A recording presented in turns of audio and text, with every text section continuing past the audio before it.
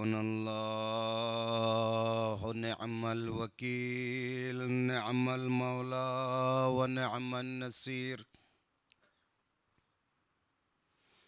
أعوذ بالله من الشيطان اللعين الرجيم. بسم الله الرحمن الرحيم.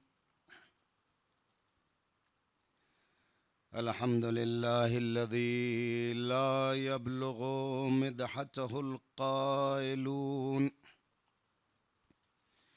ولا يحصي نعماه العادون ولا يؤدي حقه المجتهدون. الذي ليس لصفته حد محدود ولا نعت موجود ولا أجل ممدود.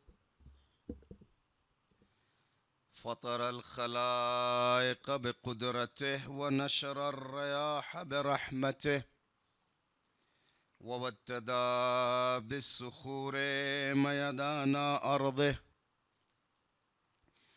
ثم الصلاة والسلام على الدافع جيشات الأباطيل والدامغ صولات الأضاليل، النور الساطع والضياء اللامع، المنهاج البادي والكتاب الهادي، المشهود بكعبة وهجرته بطيبة، مولانا ومولى الثقلين جد الحسن والحسين بالقاسم محمد،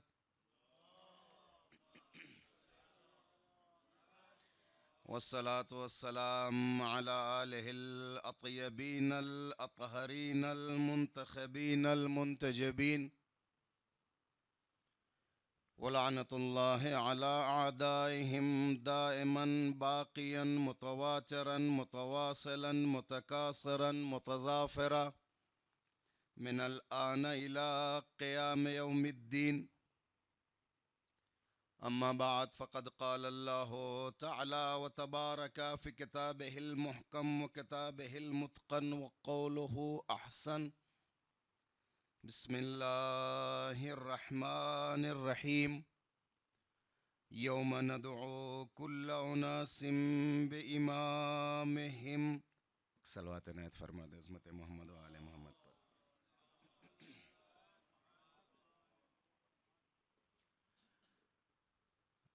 صاحبان علم و ادب تشریف فرما ہیں، اور جس سرزمین پر ہم اور آپ بیٹھے ہیں یہ عالم آل محمد کی ذکیہ اور فہیمہ ہمشیرہ، باب الحوائج کی مستجاب الدعوات بیٹی، کفیل ایتام آل محمد، مجتہد نواز، غریب پرور،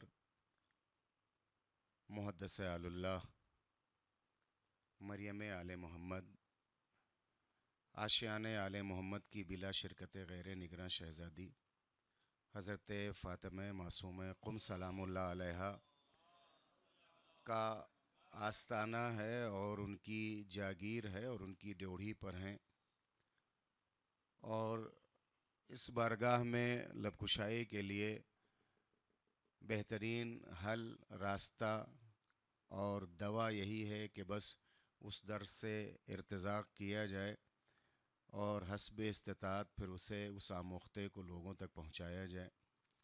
میری مراد یہاں لوگوں سے ہمارے وہ ناظرین و سامعین ہیں جو ہمیں دور دراز سے بیٹھ کر کے دیکھ اور سن رہے ہیں، ورنہ میں اپنے ناظرین اور سامعین کے لیے کہوں سر دست جو ہمارے سامنے بیٹھے ہیں وہ موجودہ بھی اور آئندہ کے وہ شخصیات ہیں تشیع کے جو ہمارے لیے ایک آبرو ہیں، خاص طور سے اس مجلس میں جو تشریف فرما ہیں دو بزرگوار اور قوم کے ایک آبرو اور ہمارے علماء میں سے سرکار حجت الاسلام سماحت العلام ولی الحسن صاحب قبلہ، سرکار حجت الاسلام احتشام عباس صاحب قبلہ، ان لوگوں کی موجودگی میں کچھ کہنا بہرحال ایک سخت ہے، مگر وہ یوں کہ جو باتیں اور جو چیزیں اور وہ ماختہ جو استاد سے اور اپنے بزرگوں سے لیا ہے وہ آپ تک پہنچانا ہے، اور لطف تو تبھی آتا ہے اس در اور اس گھر کا ایک الگ امتیاز ہے اور ایک الگ انفرادیت ہے.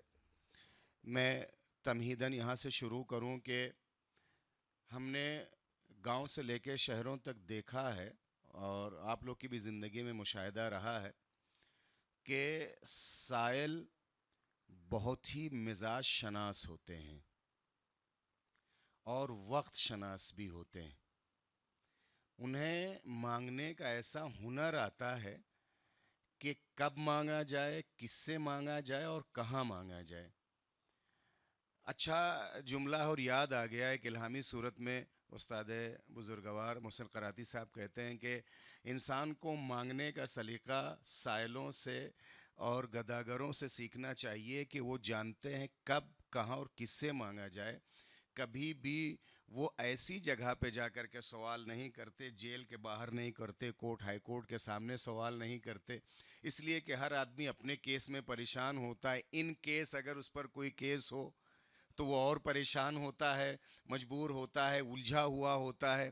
ہاں وہ ایسی جگہوں پر جہاں ہاسپٹلس ہوتے ہیں، جہاں مشکلات و پریشانیاں ہوتی، وہ آدمی سوچتا ہے کیا بہانہ مل جائے کہ ہماری حاجت روائی ہو جائے، ہماری بات مان لی جائے اور پروردگار ہماری سن لے. اور اس کے ساتھ ساتھ وہ جانتے چہرے پڑھتے ہیں. وہ مزے کی بات یہ ہے کہ ٹھیک ہے وہ جیب کے خالی ہوتے مگر دل کے ایسے راجا ہوتے ہیں کہ انہیں پتہ ہوتا ہے کہ کس پیشانی پر شکن میں خود فقر پوشیدہ ہے اور کن پیشانیوں میں ایسا ہے کہ جود و سخا وہاں پر لہریں مار رہا ہے. وہ جانتے ہیں کہ کس سے مانگا جاتا اور کس سے نہیں مانگا جاتا. ہمارے بڑے بھائی کا بڑا اچھا جملہ کریں گے، تم سفر کرتے رہتے ہو لیکن کبھی ایسا نہ ہو جائے کہ کوئی مانگے نہ دے سکو نہ دو. لیکن تم نے غور کیا کہ کسی شہر میں گزر رہے ہو، بس اسٹینڈ کے پاس ہو، ریلوے اسٹیشن کے باہر ہو، اور ایک سائل تیر کی طرح تمہارے پاس کیوں آتا ہے؟ تمہارے سے مراد جس سے بھی وہ سوال کرنا چاہتا وہ کیوں آتا؟ وہ جانتا ہے کہ اس بھری بھیڑ میں اگر اس سے مانگیں گے تو یہ منع نہیں کرے گا، اگر اس سے سوال کریں گے تو یہ منع نہیں کرے گا. اب میں دوبارہ اپنے لفظوں کو آپ کے سپرد کروں کہ وہ مزاج شناس بھی ہوتے ہیں سال اور وقت شناس بھی ہوتے ہیں. انہیں پتہ ہے کہ کب مانگا جائے، کس سے مانگا جائے، کہاں مانگا جائے. لیکن ہم نے سائلوں کو اور ان سوال کرنے والوں کو دیکھا ہے دو طرح کے وہ لفظیں استعمال کرتے ہیں. اگر اسی محلے میں جاتے دو در پہ جاتے ہیں تو ان کے مانگنے کا انداز دو الگ الگ ہو جاتا ہے. ایک دروازے پہ جب جاتے ہیں تو وہاں وہ کہتے ہیں دروازے پہ یا کھٹکھٹانے کے بعد یا اپنے ہانک لگانے کے بعد یا صدا کرنے کے بعد کہتے ہیں کہ جو ہو دے دیں. ایک دروازے پہ جانے کے بعد کہتے ہیں جو ہو دے دیں، اور جب ایک دروازے پہ جاتے ہیں تو کہتے ہیں کچھ ہو تو دے دیں. اور دونوں میں فرق ہے. جہاں جا کے یہ کہتے ہیں کہ کچھ ہو تو دے دے، انہیں پتا ہے کہ یہاں سے کچھ ہی ملے گا. اور کچھ ایسے دروازوں پہ جا کر کے جب وہ سوال کرتے ہیں کہ کچھ ہو نہیں جو ہو دے دے، ان کو پتا ہے کہ اس جو میں اتنی وسعت پائی جاتی ہے کہ جب یہ دینے والا عطا کرنے والا عطا کرے گا تو اپنی مٹھیوں کو کسے گا نہیں، ہمارے کشکول کو اتنا عطا کرے گا کہ وہ خود چھک جائے گا. تو جو فرما رہے ہیں آپ، اس کے بعد جانے کے بعد یہ جو سائل ہوتے ہیں اس کے ساتھ مزاج کے ساتھ در کو بھی پہچانتے ہیں. جب یہ کسی اس عمارت پر جاتے ہیں، کسی ایک ایسی ڈیوڑی یا چھپر اور پھوس کے پالے کے پاس جاتے ہیں تو ان کو پتا ہے کہ صاحب یہاں کیا ملنا ہے. وہ جو کچھ ہو دے دیں، کچھ میں اس کے کشکول میں لگے کسی نے اناج کو کچھ ڈال دیا، ایک کا سکہ ڈال دیا. کچھ تو رہتے ہیں کہ خود ان کے چہرہ خود ایسا سوالی ہوتا ہے کہ اس کو دیکھنے کے بعد سائل خود بخود چلا جاتا ہے، اگلا دروازہ دیکھ لیتا ہے. لیکن ایک جیسی ڈیوڑھی پہ جانے کے بعد جہاں وہ کہتا جو ہو دے دے، اس بڑی ڈیوڑھی کی توجہ فرمائیں گے. چونکہ یہ مجالس، یہ 5 دن کا جو ایک سلسلہ گفتگوار کسی ذات پاک سے منسوب ہے. جب اس ڈیوڑھی پہ پہنچتے ہیں جہاں کا دروازہ بڑا ہوتا ہے، جہاں کا در بڑا ہوتا ہے، جہاں کی عطا بڑی ہوتی ہے، جہاں کی جود و سخا اور بخشش و کرم لامتناہی ہوتا ہے، جب اس دروازے پہ سائل جاتا ہے اور جب وہ سوال کرتا ہے اور اپنی صدا بلند کرتا ہے جو ہو دے دیں، تو جو فرمائیے گا جب وہ دروازہ کھلتا ہے اس حویلی کا، اس محل کا، اس قصر کا، اس گھر کا، اس منزل کا، جب وہ دروازہ کھلتا ہے تو سائل کو اپنے سوال سے زیادہ نکلنے والے پر اتنا اطمینان، اتنا اعتماد ہوتا ہے. کبھی نکلنے والے کی قد و کاٹھی پر نظر نہیں رکھتا ہے، وہ در پر نظر رکھتا ہے. جو اس در سے نکل رہا ہے دینے والا، وہ سائل اس در پر اس در کی عطا پہ نظر رکھتا ہے۔ عین ممکن ہے دروازہ کھلنے کے بعد اس گھر کا کوئی بزرگ نکلے تو بھی اسے اطمینان ہے، آج تو جھولی بھر جائے گی، اور اگر اس دروازے سے کوئی چھوٹا بھی نکلتا ہے تو وہ قد نہیں دیکھتا ہے، عطا دیکھتا، جود دیکھتا، سخا دیکھتا، کرم دیکھتا، اس لیے کہ اس گھر کا نکلنے والا جو بھی آتا ہے اتنا دے دیتا ہے کہ خالی جھولی تو آتے مگر بھری جھولی ہم جاتے ہیں۔ تو جو فرمائیں نکلنے والے کے قد کاٹھی پر وہ نظر نہیں رکھتا ہے، صرف اس در پہ نظر رکھتا ہے کہ جو آئے گا وہ صاحب کرم ہوگا، جو آئے گا صاحب جود و سخا ہوگا۔ تو جو فرمائی آپ نے، تو جب سائل اس مزاج شناس کو کہتے ہیں جو آنے کے بعد در پر نظر رکھتا ہے، قد پر نظر نہیں رکھتا، در پر نظر رکھتا، قد پر نظر نہیں رکھتا، اسے پتا اس در سے جو نکلے گا وہ صاحب کرم ہوگا۔ اب آپ نے توجہ فرمائی کہ ایک میدان میں، ایک صحرا میں، ایک در سے دو باب الحوائج ہیں۔ اگر صرف قد کاٹھی دیکھی جاتی تو صرف 32 سال ہی کا ہوتا ہے باب الحوائج، لیکن اسی در پر ایک 6 مہینے کا بھی باب الحوائج ہے، اس لیے کہ یہ در اتنا کریم ہے، یہاں قد نہیں دیکھا جاتا، کرم دیکھا جاتا ہے۔ اور کیا کہنا ششماہگی کا، چاہے آغوش عصمت کبریٰ ہو چاہے آغوش حسین ہو، دونوں جگہ کرم برابر ہے۔ آج بھی دنیا صرف توسل کے اوپر ہے، سلیقے توسل کے اوپر ہے، طریقے توسل کے اوپر ہے۔ بلکہ میں لفظیں آپ سے واپس لینا چاہتا ہوں، سلیقہ اور طریقہ وہاں ہوتا ہے جہاں ادب و آداب و رسم و رسوم معین کیے جاتے ہوں، ایسے آئیے اور ایسے آداب بجا لائیے اور ہاتھوں کا اوک ایسے بنائیے گا اور ایسے بیٹھ جائیے گا، دو زانو ہو کے بیٹھیے گا، گفتگو نہ کیجیے گا، تیز نہ بولیے گا، کہیں ان کے مزاج برہم نہ ہو جائیں، نواب صاحب و فلاں صاحب اور فلاں صاحب۔ کیا کہنا آل محمد کے کرم کا، ممتائی کی اس بے نیازی کا، جو توتلی زبان ماں سمجھ جاتی ہے۔ یہ کریم گھرانہ جو حال دل جان جاتا ہے، یہ گھرانہ وہ ہے جو آنسوؤں کی زبان سمجھتا ہے، جو آنسوؤں کی زبان سمجھتا ہے۔ بس اس در پہ آئے، اب وہ چاہے ششماہا دست امامت پر ہو یا پہلو عصمت کبریٰ میں ہو، آپ اور ہمارے، میں معافی چاہتا ہوں، میرے اپنے شعور و ادراک کے اوپر ہے۔ پھر وہاں پھر میں بھی عرض کروں گا، کہا جاتا ہے مانگنے کا سلیقہ نہیں، مانگنے کا سلیقہ نہیں، ہم کہاں اور کردار آل محمد سے اپنے آپ کو ہم آہنگ کرنے کا امکان کہاں پایا جاتا؟ بس اس توتلے بچے کی طرح سے جو اپنے گریے میں اپنی اس توتلی زبان سے جو کہہ دے ماں سمجھ جاتی ہے۔ جس طرح سے وہ پروردگار، اگر پروردگار اپنے کبریائی کے ساتھ تمام تر ادب و آداب کا لحاظ اور خیال رکھتا تو کیا مانگ پاتے اور کیا وہ دیتا؟ بس اس نے کہا ادونی، تم مانگ لو، جس لب و لہجے میں مانگو، جس انداز میں مانگو، جیسے مانگو، صرف تمہیں کہنے کا انداز آتا ہے۔ اور تو اور اگر تمہاری زبان گنگ ہے، دل میں تو کوئی آرزو ہے نا، ذہن میں تو کوئی ارادہ کروٹ لے رہا ہے کہ نہیں لے رہا ہے، یہ کچھ تم سوچو، تم عطا ہم کر دیں گے۔ آل محمد کے دروازے پہ جانے کے بعد جو بہت سارے ہمارے زائرین ہو سکتا ہے ہمیں سننے اور دیکھنے والے بھی ہوں، جو علماء کرام یہاں بیٹھے ہیں، ابھی 40 سے آئے ہیں آپ، ابھی تو جسم سے خوشبوئے کربلا و نجف و کاظمین و سمرہ بھی کم نہ ہوئی اور مدھم نہ ہوئی ہے، بلکہ بعض لباسوں پہ ابھی بھی گرد کربلا بیٹھی ہے۔ لیکن انصاف سے آپ بتائیے، گنبد دیکھا، مینار دیکھا، صحن میں گئے، بین الحرمین گئے، کتنی دیر روئے ہیں اور کتنی دیر دعا مانگی ہے۔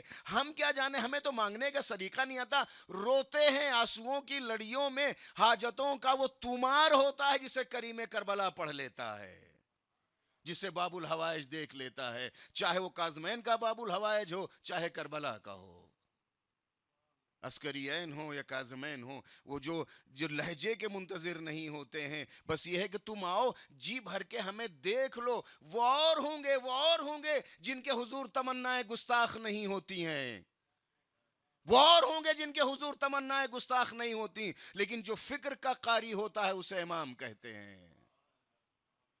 اور اسی امام کے لیے اللہ نے اعلان کیا ہے کہ یاد رہے، تمہیں خیال رہنا چاہیے، اور یاد رکھو جب اپنی بارگاہ میں تمہیں طلب کریں گے جب ہم تمہیں اپنے پاس اپنے حضور تمہیں جب حاضر کریں گے تو جس کو میں نے کل عرض کیا تھا، معافی چاہتا ہوں، کل تم جس کو فالو کرتے رہے، جس کے پیچھے بھاگتے رہے، جس کا اتباع کرتے رہے، جس کی پیروی کرتے رہے، بظاہر یہ کہا جائے عام بولی جانے والی زبان میں جس کے گن گاتے رہے ہو، وہ تمہارا اغوا، وہ تمہارا ہادی، وہ تمہارا پیشوا، وہ تمہارا گائیڈ ہے، وہ تمہارا رہنما ہے، اور ادبی زبان میں وہ تمہارا امام ہے۔ جب ہم صف لگائیں گے اس صف میں اس کے پیچھے تمہیں کھڑا ہونا ہوگا۔ اب وہاں نہ تمہاری فریاد، نہ چیخ، نہ پکار، نہ آہ، نہ نالا، کچھ نہیں ہوگا، کچھ کہنے کی ضرورت نہیں ہوگی۔ اس کے پیچھے کیوں لگا دیا، اس کے سب میں کیوں کھڑا کر دیا، اس کے لائن میں ہمیں کیوں کر دیا؟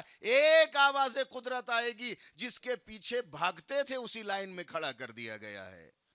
اور خدا کا شکر ہے، خدا کا شکر ہے، ہمارے بزرگ اور آبا و اجداد سے لے کے اب تک اور آنے والی نسلیں جس کا کھاتے ہیں اسی کا گاتے ہیں، جن کے پیچھے بھاگے ہیں، جن کا اتباع کیا ہے، جن کی پیروی کی ہے، اور پیروی کا زندہ ثبوت یہ ہے کہ اس فرش عزا پہ بیٹھے ہوئے ہیں۔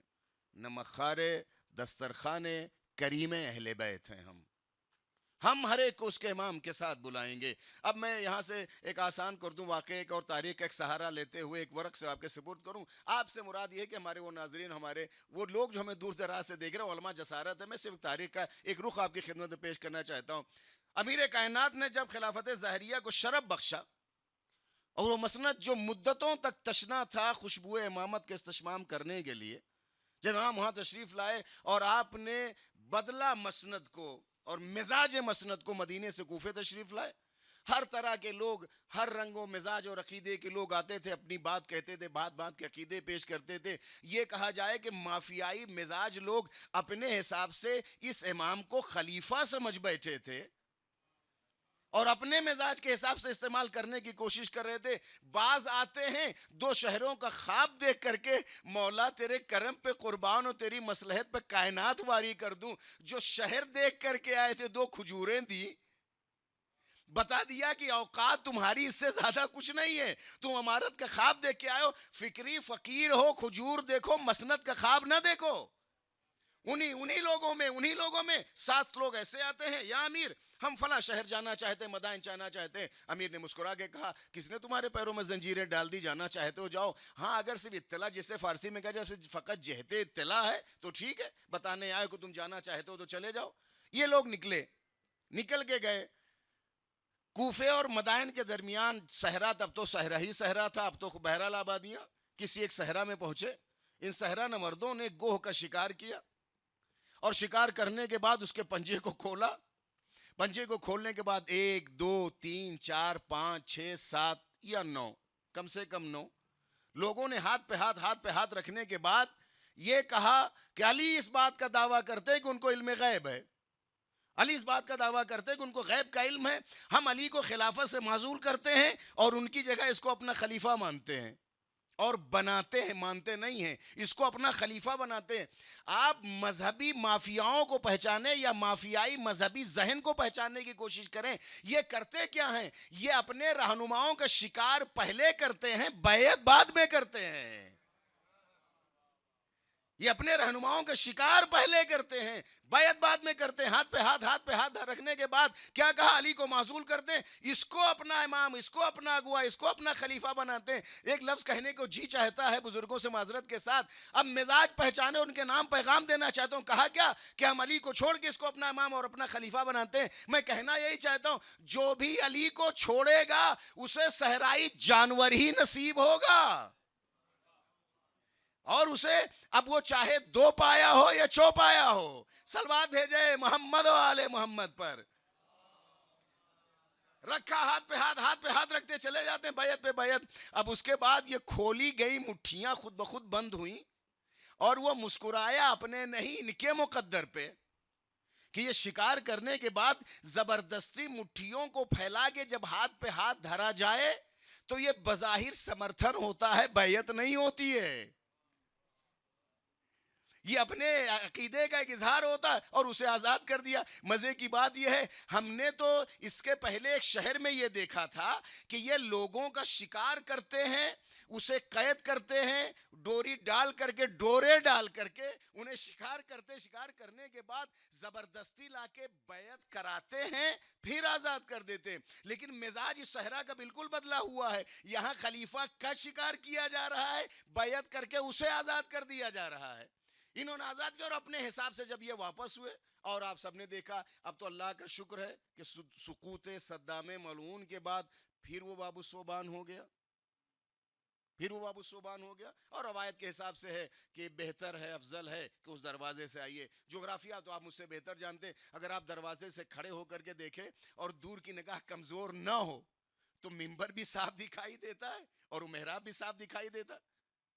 وہ لوگ وہاں سے داخل ہو سیدھے چلتے چلے، میں آپ سے گفتگو کر رہا ہوں تو آپ کے پشت پر کون آ رہا، کون جا رہا، کون بیٹھا، میں صاف دیکھ سکتا ہوں، مگر یہ کہ آپ مڑے، وہ لوگ چلتے چلے آئے، چلتے چلے آئے، بڑھتے چلے آتے ہیں۔ وہ جگہ اب تو خیر بہرحال وہاں ٹائلز لگ گئے ہیں جہاں وہ مقام کشتی نو اور سارے ان مراحل کو طے کرتے کرتے شہنشین تک آئے۔ اب انہوں نے پہلا جیسے ہی قدم ساتوں نے ایک ساتھ رکھا، وہ جب وہ بول رہا تو الفاظ جس کے سامنے ہاتھ جوڑے کھڑے ہوئے تھے، علی ہمیں شرف بخش دیں، وہ جب بول رہا تھا، جب کائنات ساکت و جامد ہو گئی تھی، مطالب خاموش تھے، علی ہمیں شرف بخش دیں بولتے جا رہے ہیں، علی سکوت و جمود طاری ہے۔ جیسے یہ ساتھ کے ساتھوں داخل ہوئے، روکا خطبے کو، بسم اللہ الرحمن الرحیم، یوم ندعو کل اناس بامامہم۔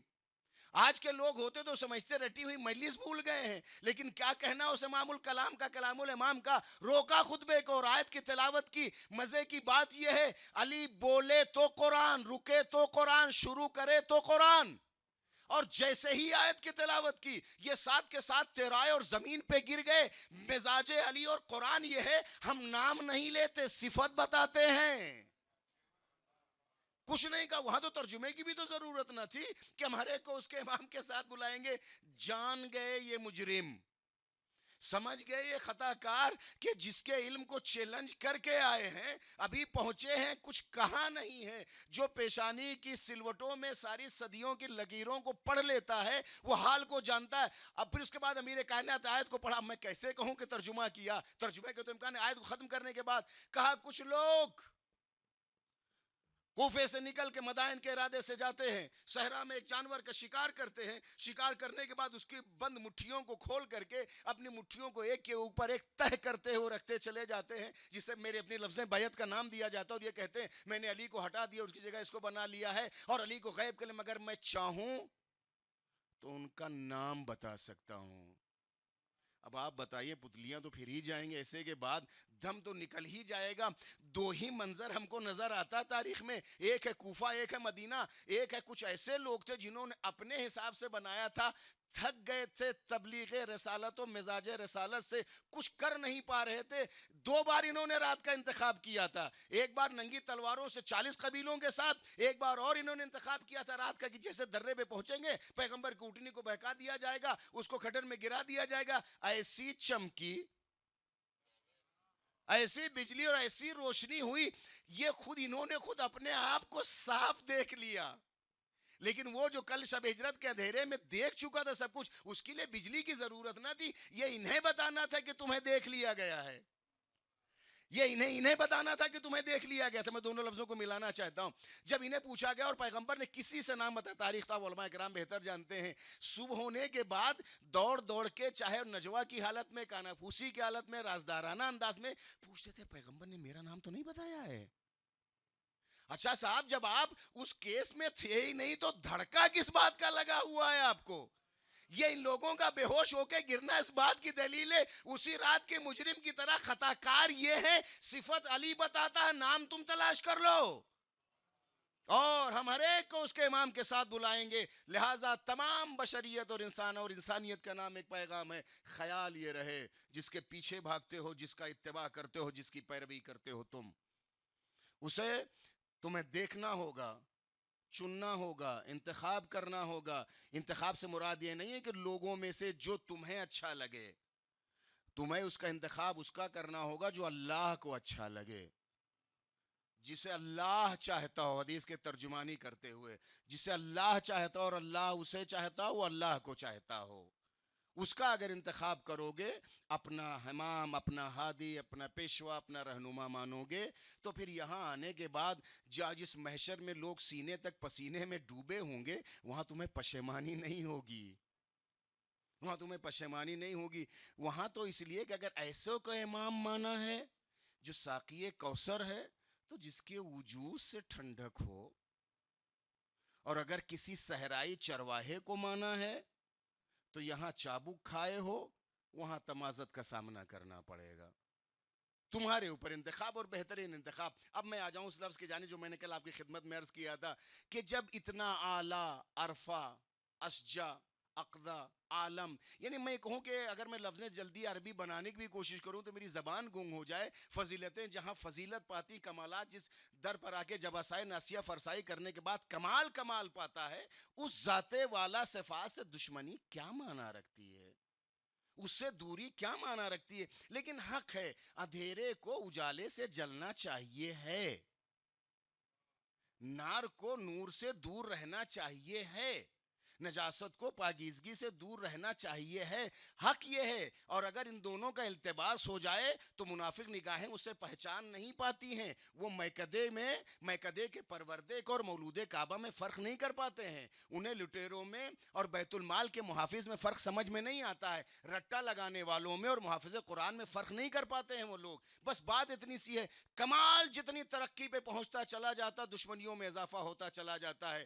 کہا یہی جاتا ہے کہ جو جتنی زیادہ بلندی پہ کھڑا ہوتا ہے، اس کو اتنی زیادہ طوفانوں کا سامنا کرنا پڑتا ہے. اور کمال انسان کا دشمن ہو جاتا ہے. گم ہو جائیے آپ، بھوکے مر جائیے آپ، پڑوسی کو خبر نہیں ہوتی کون آیا اس دنیا میں، کون اس دنیا سے چلا گیا. بس ذرا سا آپ کے لباس کا رنگ کیا بدلا، اگر آپ کے لباس اور آپ کے نالین و کفش میں اگر جوتوں کے تھوڑا سا رنگ بدل جائے، تھوڑی سی اگر اس میں چمک آ جائے، بعض پھوٹی آنکھوں کو ایسا نہ بھاتا، سر اٹھا نہ پاتے، نظریں جھکا کے کہتے ہیں ہر دن جوتے بدلے جاتے ہیں. صلوات بھیجیں محمد و آل محمد پر. بزرگوں سے معذرت کے ساتھ وہ جو جوان طبقہ ہے، ذرا کہ اس سے بہتر ایک صلوات عنایت فرما دے.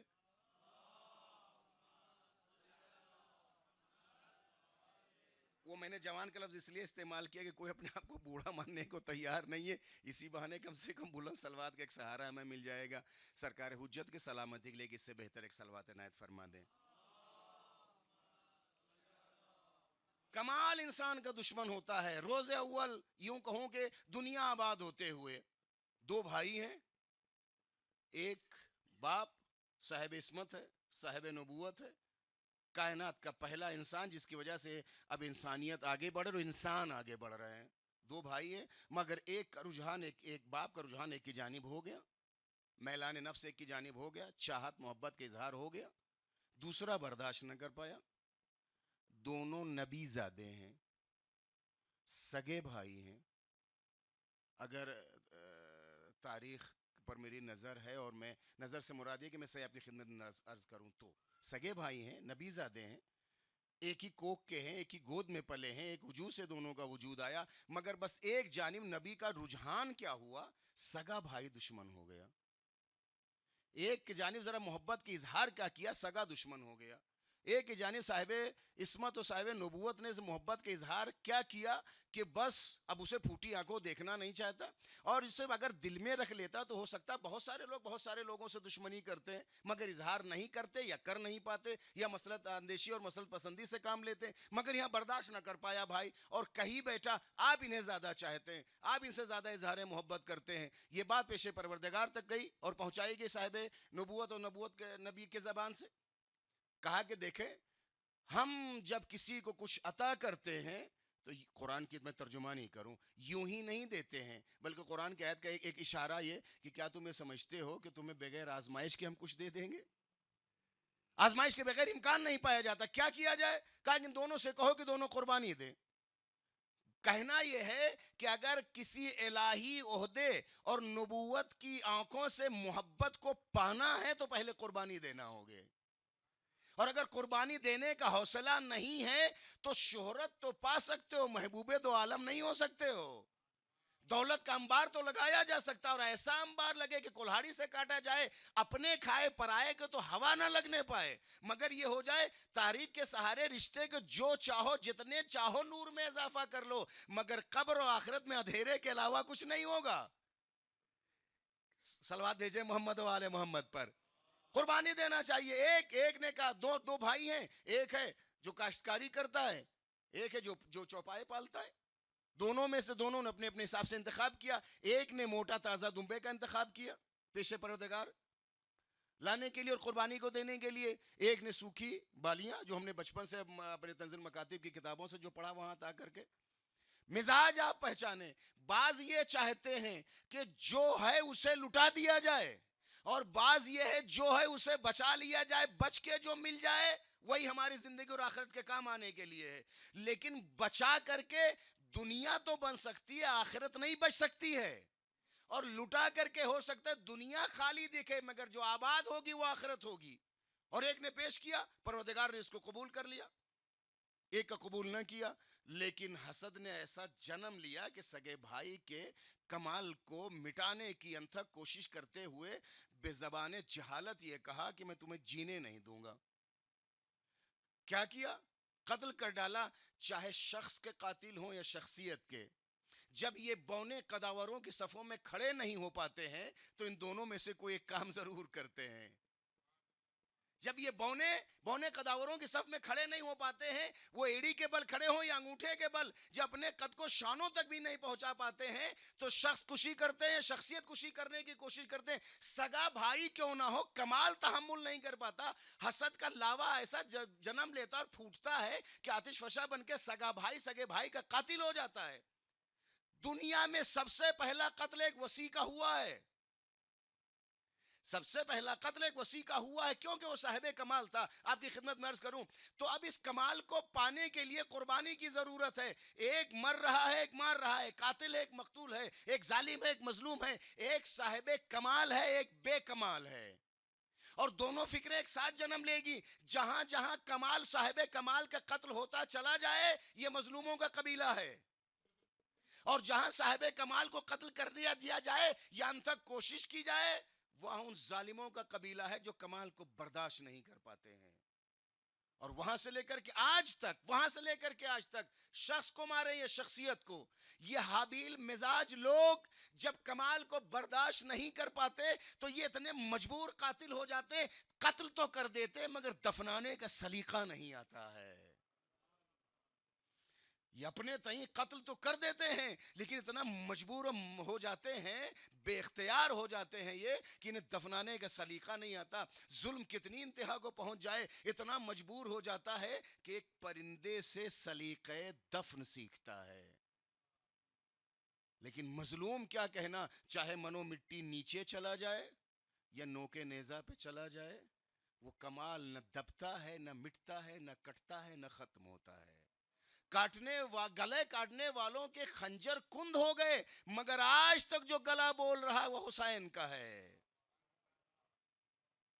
جنہوں نے ایک صاحب عصمت و صاحب امامت کو پہلوئے پیغمبر میں دفن نہ ہونے دیا تھا، کیا کہنا ڈاکٹر پیام عظیم صاحب کے شعر یاد آ نظر کروں، جس نے روکی تھی سرے راہ حسن کی میت، قبر خود اس کو زمانے میں میسر نہ ہوئی۔ صلوات بھیجے محمد و آل محمد پر۔ کاٹنے والے کٹ گئے، مٹانے والے مٹ گئے، محلات اور قصور میں رہنے والے جس کے فراز پہ دار پر ان کے جھنڈے لہراتے تھے، قبروں کے نشان ڈھونڈے ہوئے نہیں ملتے، ٹوٹی ہوئی لہد بھی نظر نہیں آتی، لیکن وہ جس کے وجود کو بزام خود انہوں نے کچل ڈالا تھا، آج اس کا مینار ایسا بنا ہے کہ آسمان کمر خمیدہ ہو کر کے دیکھ رہا ہے۔ آج اس کی گنبد میں وہ چمک ہے کہ سورج میں دم نہیں ہے کہ آنکھ ملا لے، دیکھتا ہے تو اس کی آنکھیں زرد ہو جاتی ہیں۔ چاندنی ماند پڑ جاتی ہے جب بنی ہاشم کا چاند رات کو چمکتا ہے۔ یہ ستارے ٹمٹماتے ہوئے، یہ آسمان کے دامن پہ ٹاکے ہوئے الہی نمونے ایک ننھے سے ستارے کربلا سے ایسی بھیک مانگتے ہیں کہ اگر وہ مسکرائے نہ تو ستاروں کی چمک ختم ہو جائے۔ یہ تبھی ہو سکتا ہے کہ جب انسان اللہ کے لیے مرے، جب انسان اپنا وجود اللہ کے لیے ختم کر دے، اس کا وعدہ ہے تم ہمارے لیے مرو گے تو ہم تم کو مر کے مرنے نہیں دیں گے۔ جو موت کو مات دے دیتے ہیں وہ مر کے امر ہو جاتے ہیں۔ اور کتنا اچھا پاکیزہ جملہ شہید چمران کا کہ اگر ہم شہید نہ ہوئے تو مر جائیں گے، اگر ہم شہید نہ ہوئے تو مر جائیں گے۔ تو میں عرض کر رہا تھا کہ اب آئے دونوں، اس لیے کہ ایک سگا بھائی، دونوں سگے بھائی، مگر صاحب کمال کو برداشت نہ کر پائے، اور صاحب کمال کے کمال کو برداشت نہ کر پانا، یہاں تک ذہنی تھکن نے اس کو وہاں تک پہنچا دیا کہ قتل کر ڈالا سگے بھائی کا۔ مجبور اتنا ہو گیا، قرآن کی آیت کی ترجمانی کرتے ہو کہ اگر ایک پرندہ نہ آتا وہ غراب تو چھوڑ دیتا سگے بھائی کا لاشے کو قتل کرنے کے بعد۔ اردو میں تو شاید یہ بعد میں کہاوت جنم لی کہ اگر اپنا مارتا ہے تو سائے میں لٹا دیتا ہے، یہاں اتنا یہ بے بس تھا کہ کہاں کا سایہ کہاں کا دفنانا۔ قتل کرنے کے بعد اپنی مجبوری کا خود وہ نوحہ پڑ رہا تھا کہ کریں تو کیا کریں، دفنانے کا سلیقہ ہے کہا کر کے پرندے نے اسے بتایا تھا۔ اے میرے عزیزو، جب ایک سگا بھائی ایک سگے بھائی کے کمال کو برداشت نہ کر پاتا ہے، ایک کی قربانی اگر قبول ہو جاتی ہے، ایک کی قربانی اگر قبول ہو جاتی ہے، اس قربانی کو قبول نہ کر پانے کی وجہ اس کو قتل کر بیٹھتا ہے، تو آپ بتائیے اس گھرانے کی قربانیوں کے مقابل جس نے لٹایا ہے اس گھرانے کو، جنہوں نے ہمیشہ لوٹا ہے، وہ کیوں برداشت کریں گے؟ جس کا خون ہمیشہ بہ کر کے شجر اسلام کی آبیاری کرتا رہا ہے، اس گھرانے کو، وہ گھرانہ جنہوں نے ہمیشہ شجر اسلام کی شاخوں اور پتیوں کو نوچنے، کاٹنے اور سکھانے کی کوشش کی ہے، وہ کیوں برداشت کریں گے؟ اور اگر ایسا نہ ہوتا تو ایک بندروں سے کھیلنے والا مجہول جہل مرکب وہ آ کے یہ نہ کہتا یا لیتا شیخ بدر، کاش ہمارے، اب اس کی زبان میں ہوں گے اس کے آباء و اجداد، رشتہ تو کسی سے بھی جوڑا جا سکتا ہے تاریخ کے پنوں اور پرچوں پر، اس لیے کہ اس نے ایک فکر بتا دی تھی کہ ہمارا تعلق کہاں سے اور ہماری دشمنی کس سے اور کیوں ہے۔ اس لیے کہ کمال جب ایک میں آ جاتا ہے تو سگا بھائی دشمن ہو جاتا ہے، اور جس ذات میں کمال پا جائے تو حق تو یہ ہے نا کہ اس سے دشمنی کی جائے، حق تو یہ ہے کہ اس سے، اس کے باپ سے، اس کے دادا سے، اس کے اولادوں سے دشمنی کی جائے۔ اور اگر ایسا نہ ہوتا تو جب نواس رسول آ کر کے آخری حجت تمام کر رہا تھا، دیکھو جس سواری پہ ہو تمہارے رسول کی، امامہ تمہارے رسول کا رہدا، تم جو میرے دوست پہ تمہارے رسول کی، ابھی بھی میرے خون سے اپنے پنجوں کو رنگین نہ کرو۔ علماء ہے، میں معافی چاہتا ہوں، میں دوبارہ بار بار کہوں گا اپنے ناظرین، اپنے بچوں، چھوٹے بھائیوں کے لیے، ایک ہی تو نعرہ لگا تھا نا، لہجہ کچھ بھی رہو، لفظ سب کی، بغضاً لابیک، حسین تمہارے باپ کے جرم میں ہم تمہیں قتل کرنا چاہتے ہیں اور قتل کر رہے ہیں۔ ان کے حساب سے تھا نا بغض، کون سا بغض تھا؟ وہی ذغائن بدریہ، وہاں سے لے کر کے نہروان تک، جہاں جہاں تک جب بھی یہ بوسیدہ ہڈیوں پر کوئی بھی باد صبا سے لے کر کے طوفان وقت کی ہوائیں جب بھی اسے لگتی تھی تو درد تو ابھرے گا ہی، اور یاد آئے گا، اور حق ہوگا کہ پھر وہ اندھیرا اجالے سے دشمنی کرے، یہ نار جو ہے وہ نور سے دوری اختیار کرے۔ یہی وجہ تھی یہ دوریاں یہاں تک لے آئیں کہ چند نفوس زکیہ کو گھیرا گیا، صحرا تک لایا گیا، اور صرف ایک میدان میں سرحائے مقدس کو تنہائے پاک سے جدا کرنے کے بعد زینت نیزہ بنا کر کے بھی ختم ہو جاتا تو تاریخ تب بھی تھم جاتی، مگر تاریخ نے بڑھ کر کے اور سہارا دیا کہ لوگوں نے نیزوں کی انیوں کو تو دیکھا ہے، ریسمان ظلم میں ان بازوؤں کو نہیں دیکھا جن کو ادا کرتے ہوئے زبان جلی جاتی ہے۔ کہنے کو تو یہی کہا جاتا ہے کہ مصائب دیر تک پڑھیے، زیادہ پڑھیے، جی بھرا نہیں ہے آپ کی عقیدت و مودت و محبت پر کائنات واری، لیکن کربلا پڑھنے کی ضرورت نہیں ہے، کربلا سوچنے کی ضرورت ہے۔ صرف اتنا جملہ دل کو برما دینے کے لیے کافی ہے کہ علی کی بیٹی کے سر سے چادر اتار لی گئی ہے۔